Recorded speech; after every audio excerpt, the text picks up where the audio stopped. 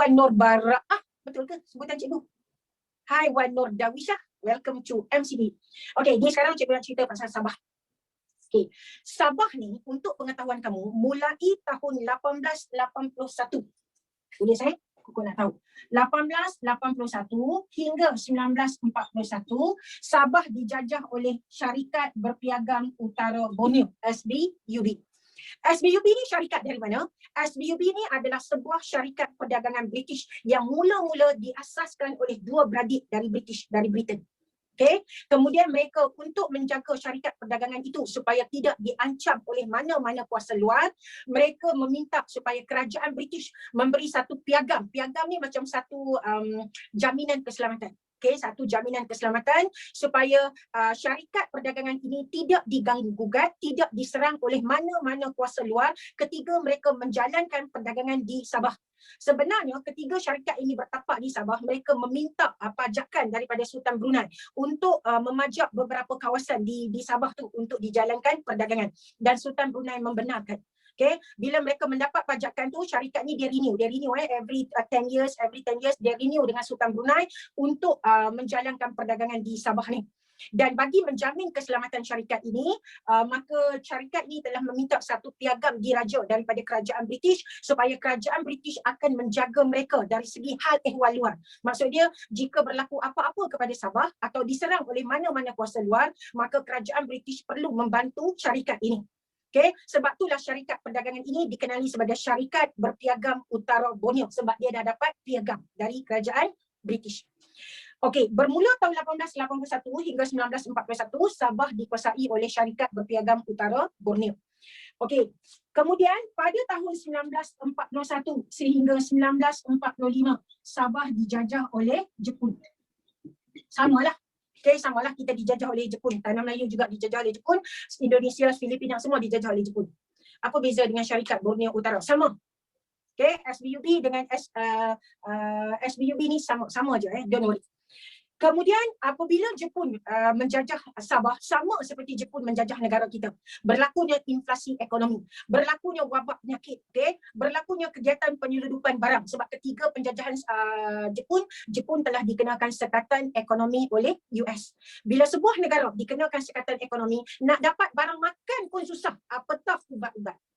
Kamu bayang sekarang ni cikgu hari tu dekat Kematu Jari daftar untuk Astra, untuk vaksin Astra hari Rabu. Betul, semalam. Kematu Jari tahu, tak dapat. Bayangkan kita sekarang ni bila dah ada wabak penyakit COVID ni, kita berlumba-lumba battle, okay? Nak register, nak dapatkan vaksin tu. Kamu bayangkan ketika pendudukan Jepun, ubat tak ada. Ubat tak boleh dibawa masuk ke tanah Melayu sebab Jepun dikenakan sekatan ekonomi. So kalau sakit, mati lah, ubat tak ada. So kamu jangan kata, kamu kadang-kadang cikgu rasa ada beberapa rakyat Malaysia netizen ni, dia kata, susahnya hidup sekarang. Dengan penyakit, dengan lockdown, dengan PKP kan, dengan PKP, dengan tutup semua, tak boleh buat bisnes, susah dia mengeluh. Orang dulu lagi susah tau. 100 tahun yang lepas manusia di dunia ada hadapi benda ni tau. Dok kena pakai mask tu 100 tahun yang lepas tau. Pergi tengok balik tu sesemua Sepanyol tu. Ni mami nak marah ni, mami mula datang perasaan emosi nak marah ni. Kan? Kita duk mengeluh, hari-hari mengeluh. Sehari pukul 8 Speedmart tutup mengeluh. No tak boleh pergi beli top up. Kan? Pukul 8 kedai mamak tutup mengeluh. No tak boleh pergi lepak kedai mamak. Betul. Ni geng lelaki lah, ni geng lelaki. Okay. So 100 tahun yang lepas manusia dah harung benda ni lah. Tutup lagi kepala dia orang dengan plastik. Kita ni tutup muka je. Sekarang ni bila kerajaan suruh pakai 2 mask pun mengeluh lagi. Yang pakai 1 pun mengeluh juga. Okay. Orang 100 tahun yang lepas ditutup muka dia sampai paras pinggang dengan plastik tau. Rasa ni masa Jepun lagi teruk. Sakit, mati, ubat tak ada. Sebab ubat tak dibenarkan dibawa masuk ke tanah Melayu dulu. Daripada dulu kita bergantung ubat dengan dunia luar. Sebab kita tak ada kepakaran sains dan teknologi yang besar. Jadi tak ramai saintis kita yang mampu mencipta ubat.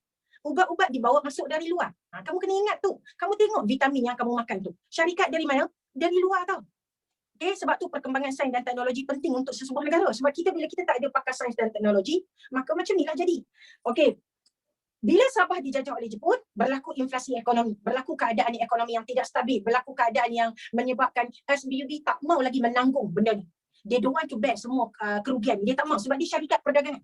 Maka sebab tu, bila SBUB kembali ke Sabah tahun 1946, SBUB serahkan Sabah kepada British. Okay. Siapa tahu kenapa SBUB serahkan kepada British? Kenapa dia tak serah kepada negara lain? Bagi tahu cikgu, kenapa SBUB serahkan Sabah kepada British? Kenapa tak serah kepada Perancis? Yes, pandai pun sebab piagam tu. Okay, sebab dalam piagam tu, syarat pemberian piagam tu, British kata, if anything happen dekat Sabah, maka SBUB kena serahkan Sabah semula kepada kerajaan British. SBUB tak boleh serahkan Sabah kepada mana-mana kuasa luar. That's why bila SBUB don't want to bear any cost, dia tak mau lagi menanggung masalah kewangan akibat penjajahan Jepun di Sabah, maka SBUB menyerahkan Sabah kepada British. Okay, bila SBUB, ni sekarang kamu kena tahu apa sebab diserahkan, dekat nota aja. Okay, pertama, kenapa diserahkan? Sebab masalah kewangan. Pertama tu masalah kewangan lah, kita nampak Cikgu tarik kat sini Okay, SBUB serahkan sebab yang pertama, masalah kewangan. Ni syarikat perdagangan. Dalam syarikat ni ada board of the director yang mereka tak mau lagi menampung modal yang tinggi untuk menanggung Sabah. Tak mau dah. Yang kedua, kerana mereka perlu memenuhi kepentingan British. Okay. So mereka perlu penuhkan kepentingan British. Kalau ada wilayah yang SBUB dah tak boleh pegang, maka serahkan kepada British. Dan yang ketiga, meneruskan dasar British. Teruskan dasar British. Okay. Bila SBUB serahkan Sabah kepada British, adakah penduduk Sabah menentang? Tak. Tak Kenapa penduduk Sabah boleh terima macam tu je cikgu? Takkan diorang tak berfikir? Kenapa dia sanggup kenapa dia sanggup terima saja bila British serahkan Sabah? Okey, kena fikir macam ni. Di Sabah memang ada kegiatan berpersatuan penduduk. Okay, penduduk ada tubuhkan beberapa persatuan, beberapa parti. Contohnya antara parti yang ditubuhkan di Sabah adalah PKMS. Ada parti politik ni di Sabah. PKMS, Barib dan PAS-PAS. Okey, PAS-PAS. Okey, kamu tengok PKMS tu adalah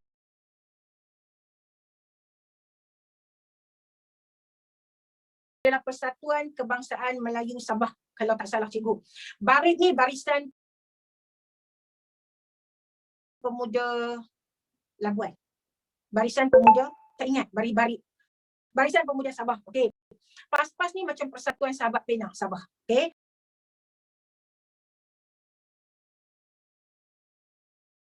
So ada persatuan di Sabah ni, ada, bukan tak ada. Tetapi kegiatan berpersatuan ini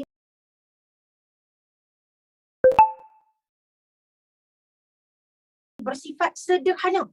Sangat sederhana. Tidak pernah berani untuk memperjuangkan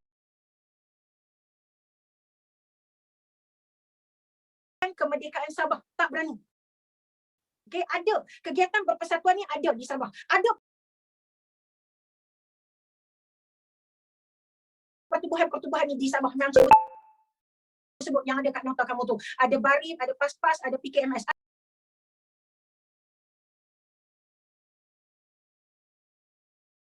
Ada. Tetapi semua persatuan ini dia bersifat sederhana. Dia tidak berani untuk berjuang secara radikal seperti penduduk Sarawak menentang penyerahan. Tak berani. Okay? Kenapa sesebuah persatuan tu dia jadi macam lemah? Sesebuah persatuan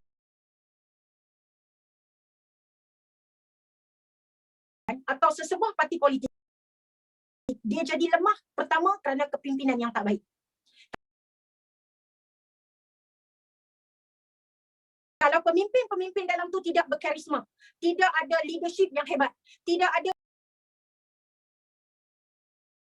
kepimpinan yang hebat, maka parti tu atau persatuan tu akan lemah. Kamu tak payah tengok lain, kamu tengok persatuan dekat sekolah kamu. Kamu tengok persatuan yang dipimpin oleh pelajar yang outstanding dengan pelajar yang main tangkap muat jadi presiden. Kamu bandingkan persatuan tu macam mana? Faham? Yang kedua, sesebuah persatuan di Sabah ni, kenapa persatuan dia jadi bersifat sederhana? Sebab masalah perhubungan. Masalah perhubungan. Masalah perhubungan menyebabkan penduduk Sabah tak boleh bersatu. Terutama penduduk di kawasan pedalaman. Dia tahu tak? Dia tak tahu.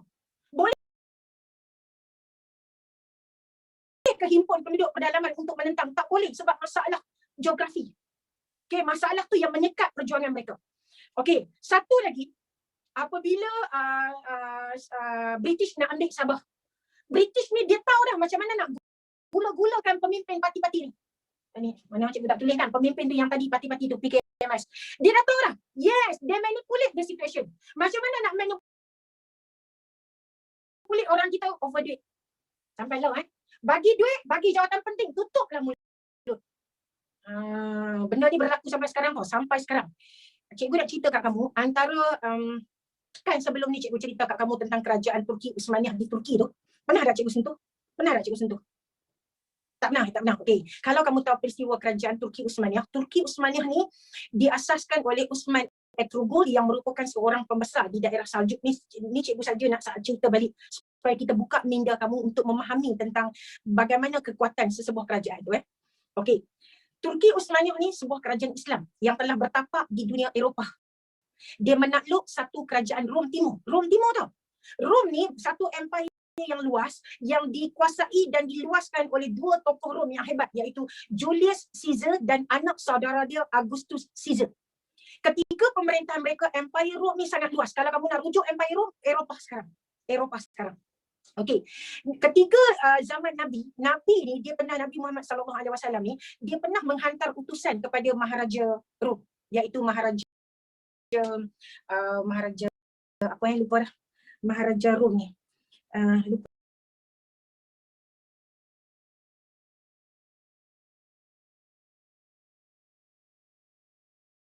Dah lupa. Ya Allah, Fatul Umar, cikgu lupa. Dia pernah hantar utusan kepada Maharaja Rom untuk yes, Maharaja Hercules. Thank you, Syed. Cikgu suka student macam ni. I'm really like because you help me to remind balik. Okay. Nabi Muhammad SAW dia pernah ambil satu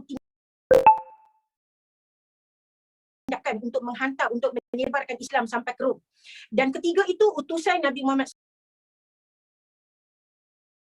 SAW ni berjumpa dengan Maharaja Hercules. Maharaja Hercules ni dia tahu tentang Islam sebab dia adalah penganut Kristian yang hebat. Dan dia mengetahui bahawa dalam kitab Kristian ada menyebutkan bahawa akan lahir seorang pemuda yang akan menyebarkan satu agama dan dianuti oleh berjuta-juta manusia. Hercules tahu sebab dia adalah pengkaji kitab Kristian. Dan bila utusan Nabi sampai kat dia, dia tahu bahawa apa yang dimaksudkan dalam kitab Kristian tu adalah merujuk kepada Nabi sebab Nabi ketiga itu telah hebat dalam membina sebuah kerajaan Islam di Madinah. Okay? Tetapi Hercules ni sebab dia adalah penganut Kristian yang hebat dan masyarakat dia, empire dia adalah kerajaan Kristian, maka dia tak mampu nak terima. Dia tak boleh terima walaupun dia menyedari tentang apa yang disebut dalam kitab tu mengenai pemuda yang lahir. Okay? Macam kita sekarang kita merujuk kepada kalau kita menyebut tentang Imam Mahdi, betul. Kalau kitab Kristian dulu menyebut tentang, sebab Kristian datang 600 tahun sebelum Islam. Okay. Tetapi bila Hercules tak terima, Nabi dia pernah cocok satu pedang dia cocok dekat satu tanah dan dia kata satu hari nanti Islam akan sampai ke situ, ke timur. Dia merujuk kepada Empire Rom. Bila Islam sampai, ketiga pemerintahan Khulafa Rashidin, sahabat-sahabat Nabi, ada usaha untuk sebarkan Islam tetapi tak sampai juga. Ketiga pemerintahan Bani Umayyah, Bani Umayyah berjaya menakluk Cordova di Spanyol, di selatan Spanyol. Sampailah ketiga pemerintahan Turki Uthmaniyah apabila mereka berjaya menakluk wilayah Rom Timur dan menguasai. Dan bagaimana mereka boleh menguasai Byzantine tu? Ketiga pemerintahan Sultan Mehmed Al-Fatih. Kamu pernah dengar Sultan Al-Fatih? Dia telah berjaya menakluk Konstantinopel, ibu negara Byzantine tu, dan menukarkan nama Konstantinopel kepada Istanbul. Dan dia juga yang conquer gereja Kristian yang paling tercantik, yang paling bernilai, iaitu gereja Hagia Sophia, dan dia tukar menjadi Masjid Hagia Sophia. Sejak itulah Islam bertapak dengan hebat di Turki dan Turki menjadi sebuah kerajaan Islam yang berdiri kukuh di kawasan Eropah selama hampir 600 tahun. 600 tahun Dan bagaimana dia boleh jatuh? Bagaimana dia boleh, ni cikgu cerita benda lain, cikgu masuk benda lain. Tak apa ke ni?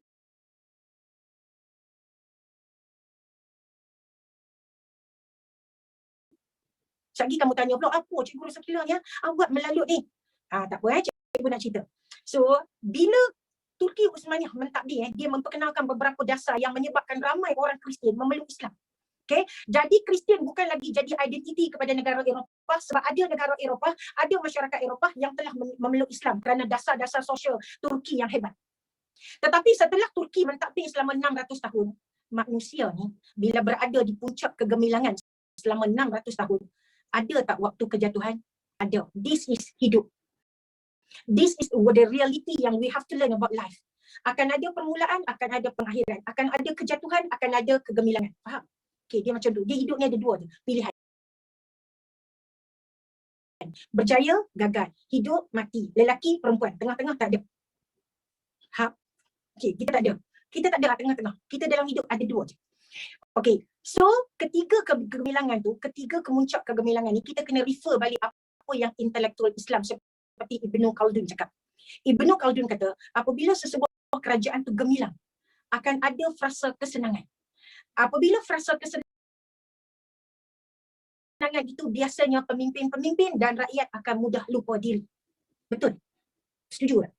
Manusia bila hidup dalam keadaan yang selesa, dalam comfort zone, kita akan jadi orang yang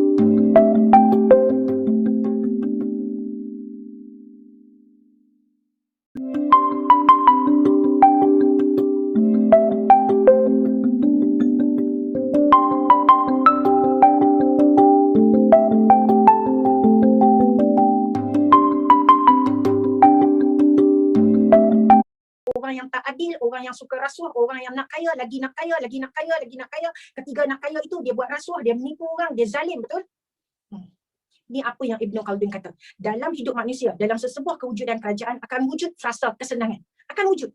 Di semua negara di dunia, di semua kerajaan di dunia akan wujud frasa kesenangan. Even kita Malaysia telah wujud frasa kesenangan. Sebab rakyat boleh pergi melancong kat luar negara. Rakyat Malaysia ada yang kaya raya, ada properti, ada rumah sampai 20 kan, ada duit berjuta-juta dalam simpanan. Ketiga itu, Ibnu Khaldun kata akan wujud frasa kesenangan yang menyebabkan manusia lupa diri, manusia menjadi tidak adil, manusia buat rasuah, manusia akan terkeluar dari landasan kemanusiaan. Dan ketiga itulah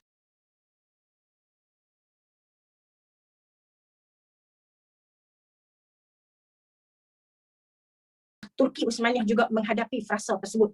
Ada pemimpin dia yang mula tidak ikhlas, tidak jaga rakyat dia. Dan Mustafa Kamal Atatürk tu antara contoh salah satu di saat akhir bagaimana Turki Utsmaniyah tu jatuh.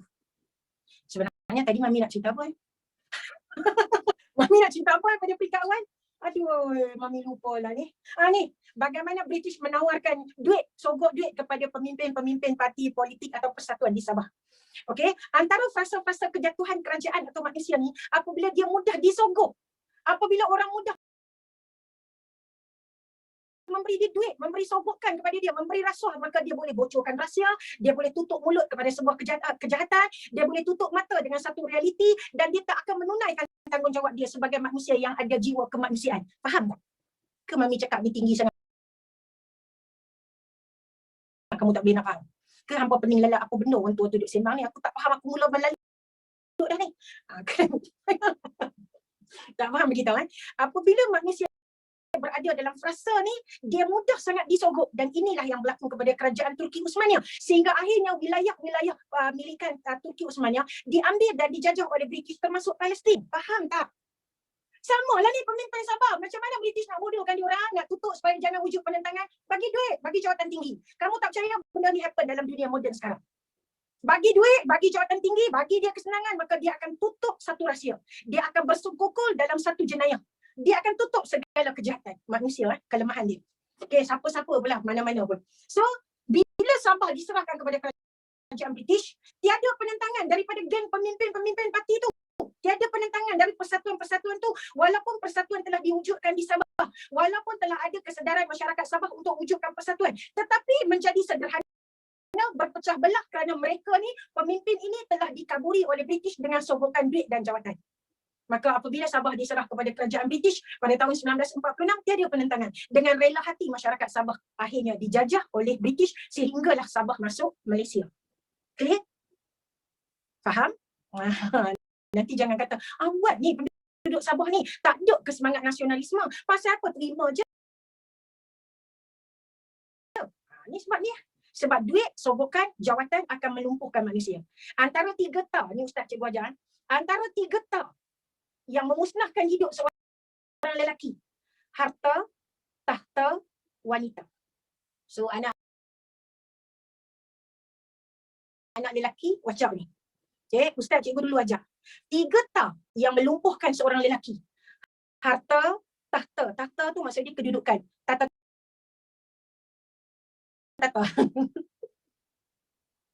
Dan wanita. Hati-hati wanita boleh buat bagi kamu hidup gembira, boleh buat kamu disayangi, tetapi wanita juga boleh menjahanamkan kamu dalam benda yang lain. Hati-hati.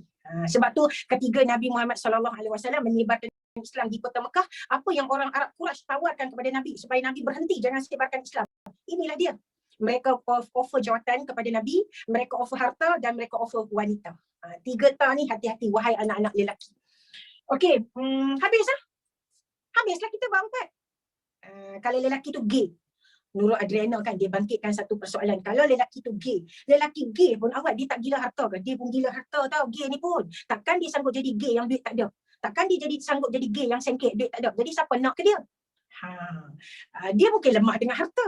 Dia mungkin lemah dengan tahta. Mungkin dia tak lemah dengan wanita, tapi dia lemah dengan harta dan tahta. Jika dia jadi tata, bye-bye. Bye-bye. Macam tu. Tata is bye-bye. Okay. So habis sekarang boleh tak cikgu nak bagi soalan kibat? Soalan kibat. Salin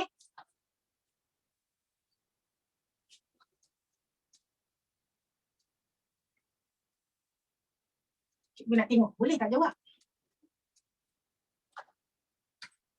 Mula-mula soalan kibat Melayu tau. Okay, soalan yang pertama.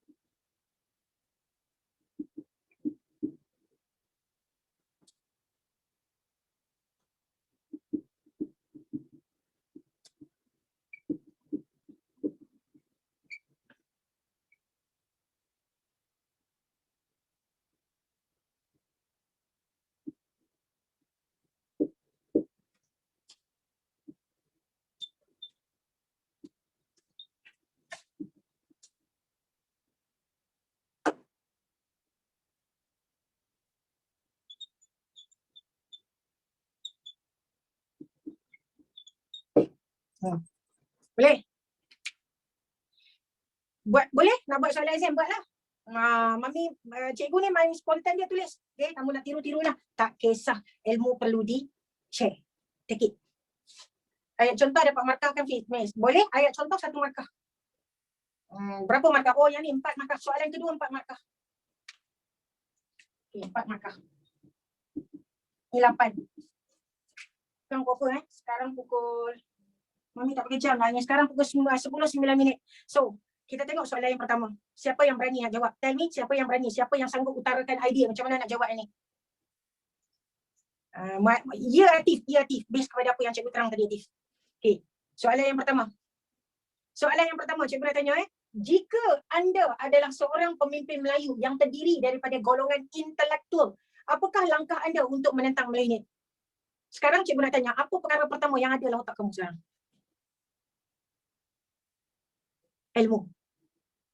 Ilmu je, tergantung perundangan. Okay, cikgu nak tahu, maksud dia kamu kena fikirkan langkah nak menentang milenial tu dalam konteks macam mana.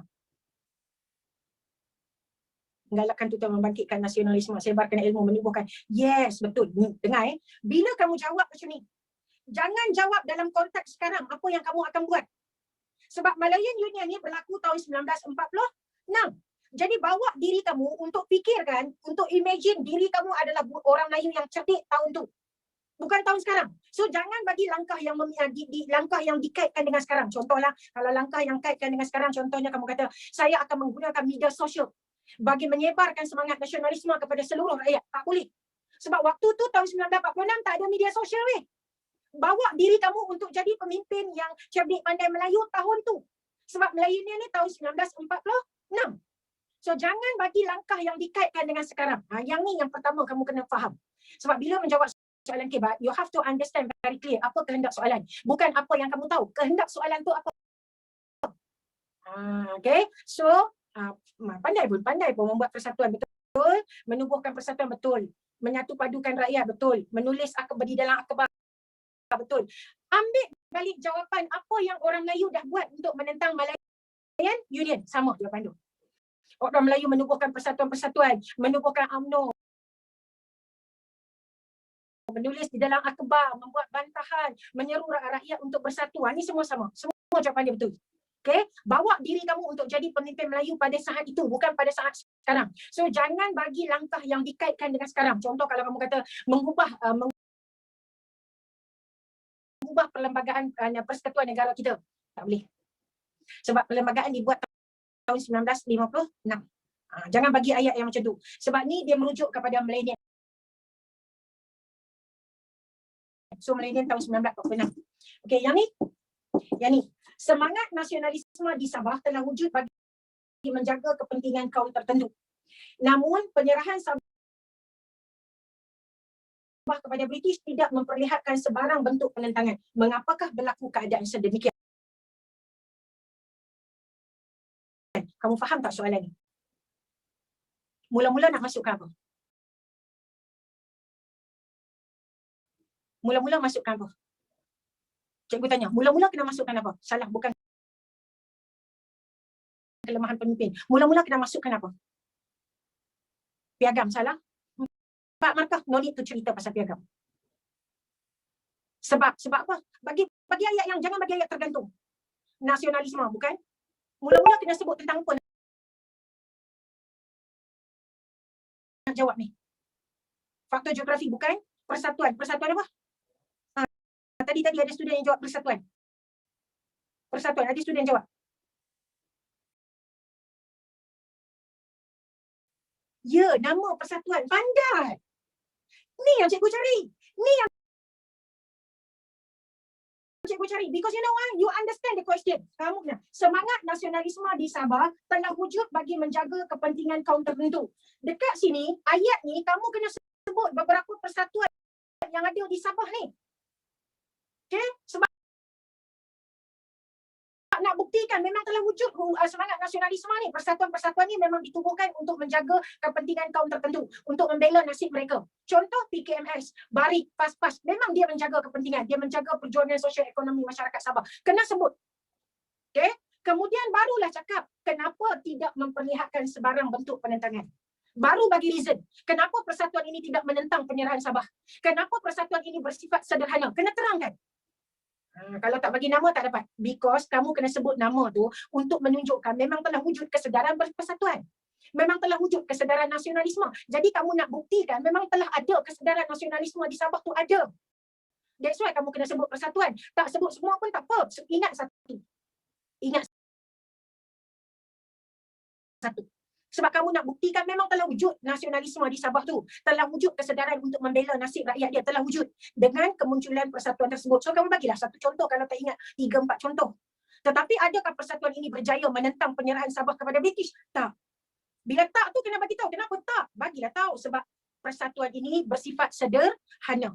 Pemimpin tidak bersatu. Okay? Masalah perhubungan, masalah geografi menyebabkan rakyat Sabah tidak bersatu.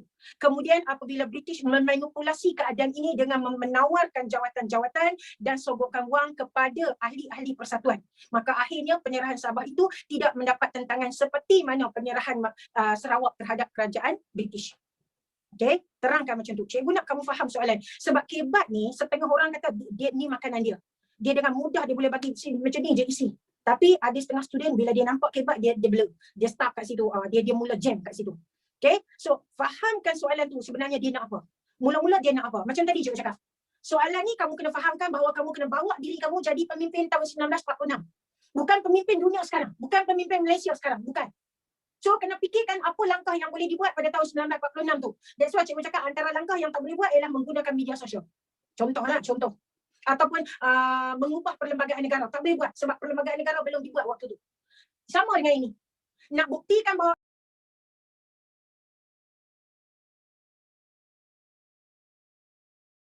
ada wujud nasionalisme, kena sebut antara persatuan yang wujud di Sabah tu. Okay? Untuk menyatakan telah ada kesedaran. Tetapi perjuangan tu tak sampai. Perjuangan tu bersifat sederhana. Perjuangan tu tak mampu pun untuk menghalang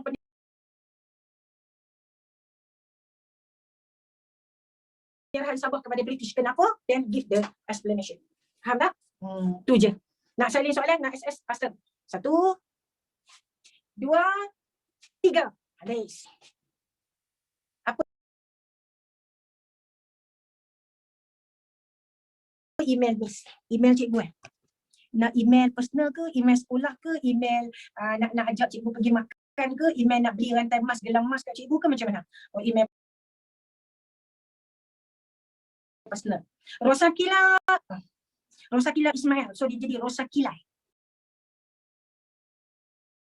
Bukan nilai tau, Rosakilai. Macam tu dia boleh. Nampak Nak tulis, nak hantar email, jangan hantar email ngawut Rosakila Ismail @gmail.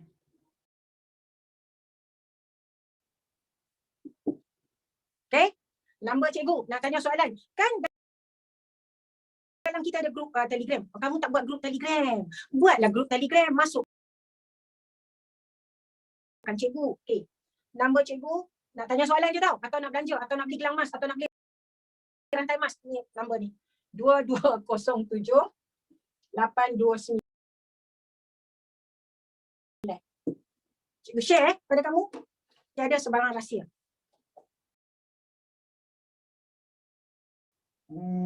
Okay, dah.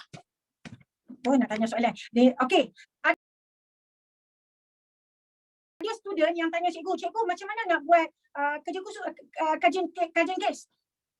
Cara nak buat kajian kes sama dengan cara buat kerja khusus PT3. Tapi kamu adalah batch yang skip PT3, betul? So, macam mana nak cari? Kamu pergi dekat internet. Okay, cikgu terang ni. Sebab ada student yang PM cikgu. Kadang-kadang cikgu tak boleh nak reply on time. Sebab cikgu ada benda yang cikgu buat. Sebab cikgu pun ada online class di rumah. Waktu siang PDPR kan dengan sekolah. So, macam mana cara nak buat kajian kes? Susunan isi dia, susunan subtopik dia sama dengan kerja khusus tingkatan 3. Kamu cari dekat internet, contoh kerja khusus sejarah tingkatan 3. Kamu cari dekat internet. Kamu type contoh kerja khusus sejarah tingkatan 3. So, dia akan keluar perkara 1 sampai perkara 99. Itulah antara perkara yang kamu kena masukkan dalam kajian kes kamu.